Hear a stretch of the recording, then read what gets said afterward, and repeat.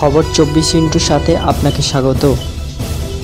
নতুন নতুন খবর জানার জন্য আমাদের চ্যানেলে চোখ রাখুন।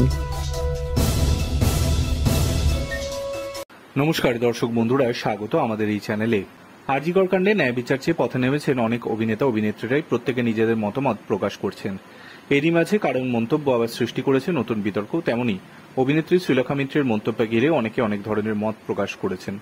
9ই আগস্ট আরজিকর হাসপাতালে ঘটে যাওয়া কাণ্ডকে কেন্দ্র করে সারা শহর ফুঁসছে। মুখ্যমন্ত্রী মমতা বন্দ্যোপাধ্যায়ের বিরুদ্ধে ক্ষোভ উগড়ে দিয়েছেন শ্রীলেখা।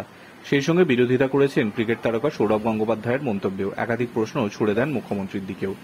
অভিনেত্রীর সেই ভিডিও ঘুরছে সমাজ মাধ্যমের পাতায় পাতায় বিভিন্ন জায়গায়। কেউ কেউ আবার তার এই সাহসিকতার জন্য বাহবাও জানিয়েছেন। শনিবার সকালে লাইভ ভিডিওতে সেই কথা বলতে বলতেই কেঁদে ফেললেন তিনি। শ্রীলেখার দাবি, বাবার মৃত্যুর পর তাকে গাইড করার কেউ নেই। তিনি বাবা পাওয়ার জন্য এমন কোনো বক্তব্য রাখেননি। শ্রীলেখা বলেছেন, ইন্ডাস্ট্রির লোকজনের নাটকটা বন্ধ করা উচিত। যারা শাক বাজিয়ে কেঁদে ভিডিও করছে সেটা অন্যায় করছে। এই ধরনের ব্যবহার মৃতা এবং তার পরিবারের প্রতি অশ্রদ্ধার প্রতীক। হাসি ঠাট্টা বন্ধ করা দরকার। দোষীরা যাতে শাস্তি পায় সেটাও ভাবা উচিত। আমার লিডার হওয়ার কোনো স্বপ্ন নেই।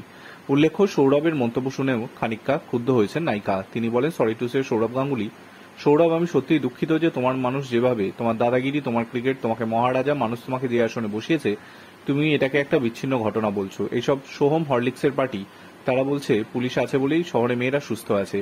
এই মানুষগুলো চেনার একটা মোক্ষম সময় এসে গিয়েছে। যে মানুষগুলোকে আমরা উপরে রেখেছি তারা মানুষ বলার যোগ্য নয়, তাদের টেনে নিচে নামিয়ে আনো।